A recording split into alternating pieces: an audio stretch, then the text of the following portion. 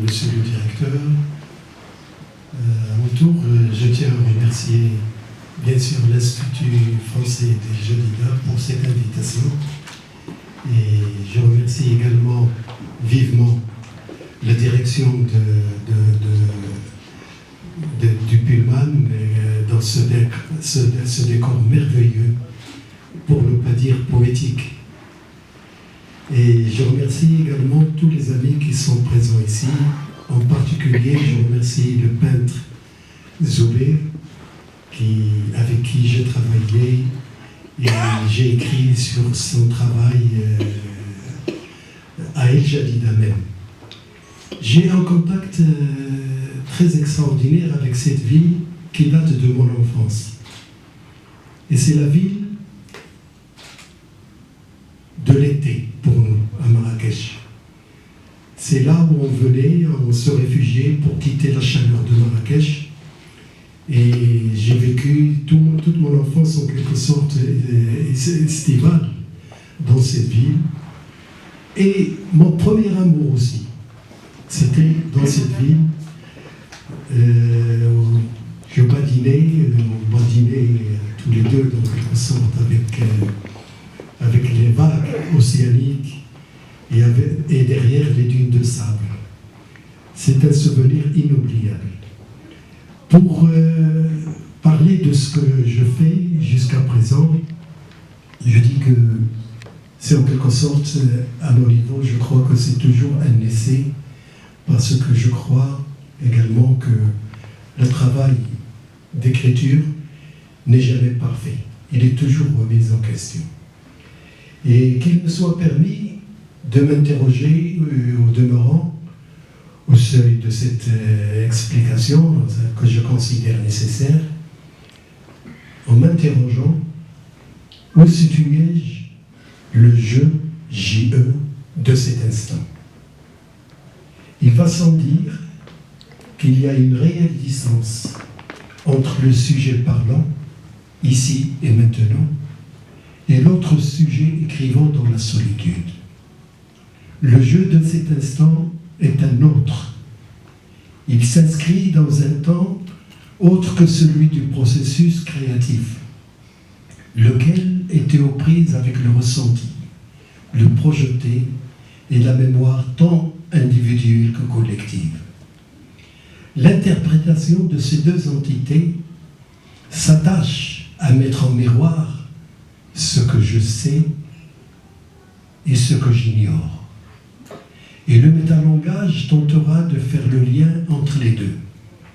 Cet état de partage me donne la sensation de renaître dans une intimité parallèle et de jouir un moment de la complicité du lecteur. Or, le sujet de l'expérience est d'abord l'œuvre. Et c'est le déjà formulé qui est censé être interrogé. Celui-ci a pris naissance à travers l'écriture que je cultive afin de forger mon propre registre et représenter les incidences du réel, du rêve éveillé, des illusions et aussi des revers.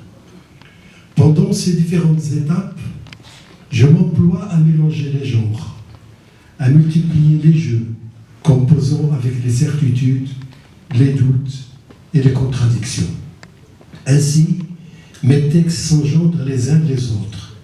L'un part d'où l'autre est arrivé, compte tenu des manques, des imperfections du texte précédent, tant je repousse indéfiniment les limites et me désire en permanence ailleurs, à l'intersection du moi et de l'autre. Ce travail s'accomplit dans la solitude, la dualité, le corps à corps avec la matière qu'est la langue, plutôt avec les nuances d'une langue qui n'est pas la mienne, mais qui est l'outil de mon expression.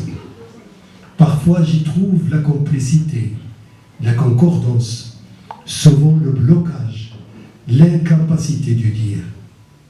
En tout état de cause, cette langue m'offre l'hospitalité de forger mon propre registre épuisé dans l'imaginaire.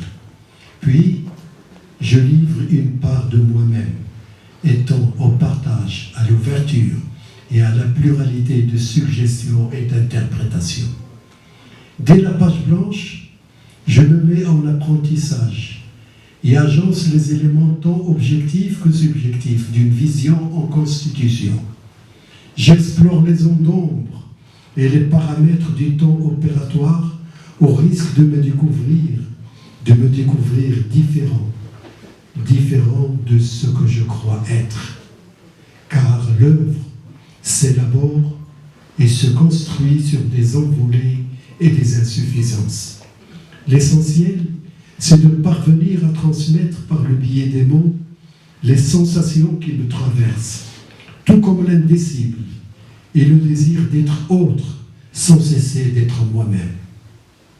De ce fait, j'écris avec ce que je suis, avec ce que j'aimerais être et avec ce qui me résiste, passant de l'inondation poétique au resserrement de la prose pour rester au cœur vivant de moi-même et du monde, bien ancré dans mon lieu affectif, dans mon lieu politique, dans mon lieu utopique, et au lecteur éventuel de trouver ce qu'il cherche ou ce qui lui échappe.